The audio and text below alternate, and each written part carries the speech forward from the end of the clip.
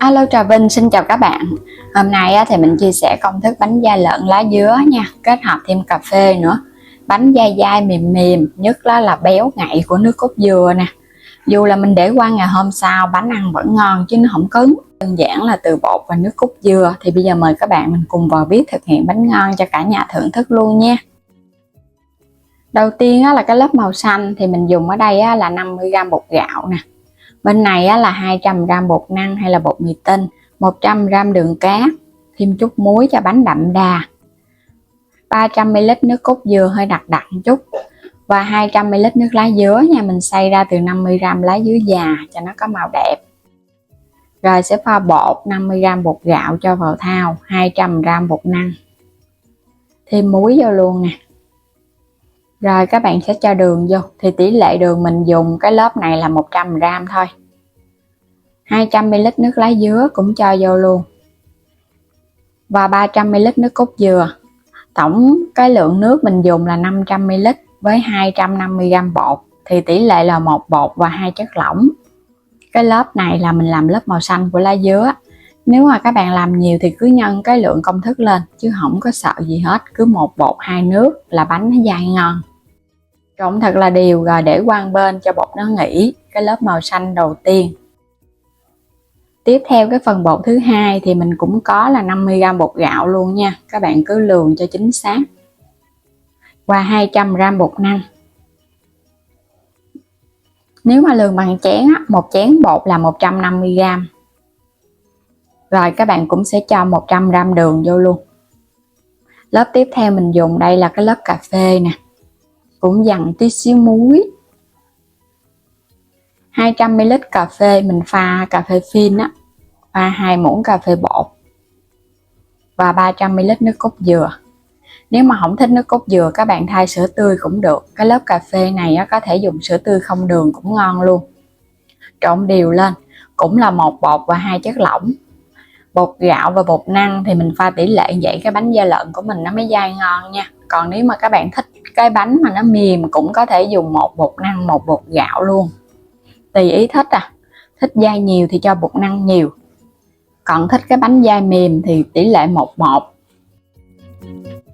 Rồi lớp tiếp theo mình cũng có 200g bột năng, 50g bột gạo, 100g đường cùng với muối. Đây là nửa lít nước cốt dừa luôn. Lớp này là cái lớp màu trắng. Tỷ lệ cái nước cốt dừa của cái lớp này là nó sẽ đặc nhiều hơn so với 2 lớp còn lại nha. Tại vì lớp màu trắng nước cốt càng nhiều nó mới càng béo và cái lớp nó sẽ trắng đậm hơn. Cũng khuấy đều để văng bên cho nó nở. Bắt lên trên bếp cái khuôn và nước cũng phải sôi sẵn nha. Khuôn này mình quét dầu sẵn rồi. Mình là đổ 2 khuôn, một khuôn inox 22 và một khuôn nhôm 18. Rồi các bạn sẽ đổ vô lớp đầu tiên, mình sẽ cho là cái lớp lá dứa nha. Cái khuôn 18 này là mình dùng 150ml bột. Các bạn đậy nắp hấp lửa cao trong vòng 5 phút cho bánh nó đặc lại. Mỗi một lớp mỏng thì mình dùng 5 phút. Lớp này các bạn thấy nó đặc rồi nè. Cứ đổ lần lượt vô, cứ hấp mỗi lớp là 5 phút. Còn khuôn lớn thì một lớp mình sẽ hấp 8 phút. Lớp kế mình cứ xen kẽ nha, một lớp màu thì lớp trắng, xong rồi tới lớp màu. Tỷ lệ mình dùng là cà phê và lá dứa, cho nên là mình cho bên dưới là lá dứa, xong rồi tới lớp màu trắng, xong rồi tới lớp cà phê. Một lớp này cũng hấp 8 phút. Đủ thời gian là được rồi. Mình hấp luôn 2 cái khuôn chung một cái nồi, tiết kiệm thời gian mà tiết kiệm ga nữa. Cứ xen kẽ nha. Lớp màu này rồi tới lớp màu kia, nhớ nha, xen kẽ như vậy các bạn nhớ lớp nào trước thì một chút nữa mình lặp lại giống như thịt vậy chứ đừng có lộn màu là hồi ra nó không có đẹp. Và lớp cuối cùng thì các bạn cứ đổ vô rồi mình hấp 15 phút với lửa vừa cho bánh nó chín hẳn. Đủ thời gian là được rồi. Thì mỗi một khuôn tổng cộng mình hấp có 6 lớp. Bánh chín thì mở nắp ra chờ cho nó nguội. Khuôn bánh nguội mình lấy ra khỏi khuôn nó mới dễ, còn các bạn để còn nóng lấy ra khó lắm. Bánh dai mềm ngon. Làm kiểu này là đúng cái bánh da lợn miền Tây luôn nè, dai dai béo ngậy nước cốt dừa, không có cần dùng đậu xanh mà mình thay vào đó là cái lớp cà phê và lớp lá dứa, nó thơm mà nó ngon nữa. Mình đổ mỗi một khuôn là 6 lớp, gồm 3 màu, 3 màu này và 3 màu kia xen lẫn là 6 lớp, là mình thấy cái khuôn bánh nó vừa đó. Với 2 khuôn này và cái lượng bột vậy là nó vừa ăn luôn đó, nhìn ngon quá chừng ha. Cái lớp mình đổ á, nhớ là phải canh cho chính xác cái lượng bột thì ra cái lớp nó mới đều nhau, chứ không thôi là cái lớp mỏng lớp dày. Còn cái khuôn 18 nè, đây mình đổ xen kẽ nhìn ngon quá chừng. Cà phê các bạn làm hơi đậm đậm chút á, ra cái lớp nó mới đậm và nó thơm. Mình lấy cái khuôn này ra, nhìn 2 khuôn bánh ngon quá chừng ngon luôn, dai béo và thơm phức. Mình làm nước cốt dừa nhiều đó nên là thấy cái bánh nó bóng, tại vì nước cốt dừa mà các bạn hấp ra nó sẽ ra chất dầu á, nên là cái bánh nó bóng lắm. Bánh dai ngon, chờ nguội chút xíu là các bạn cắt ra nhìn nó ngon. Bánh da lợn là phải dai vậy nè nó mới ngon, chứ còn mềm mềm á là nó không có hấp dẫn đâu. Nhưng mà mình để qua ngày hôm sau nó vẫn dai ngon chứ nó không cứng.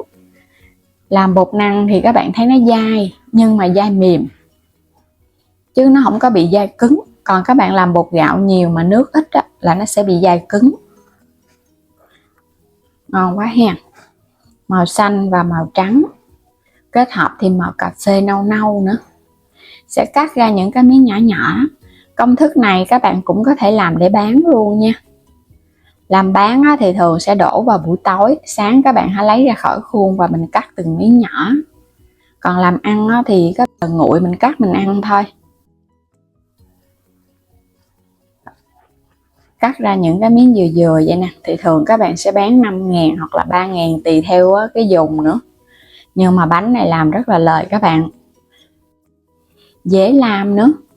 Một món bánh miền Tây đơn giản, không có cầu kỳ nhưng mà lại ngon.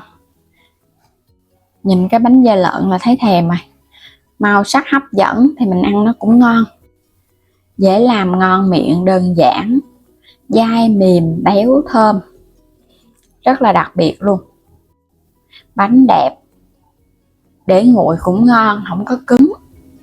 Đặc biệt cái bánh này là phải dùng nước cốt dừa nhiều nhiều, nó béo thì bánh nó mới ngon nha. Và bây giờ cảm ơn các bạn đã luôn theo dõi, ủng hộ kênh, vui lòng đăng ký ủng hộ mình và bấm vào góc trái video xem sản phẩm mua ủng hộ kênh mình nha. Xin chào tạm biệt, hẹn gặp lại các bạn ở những video tiếp theo.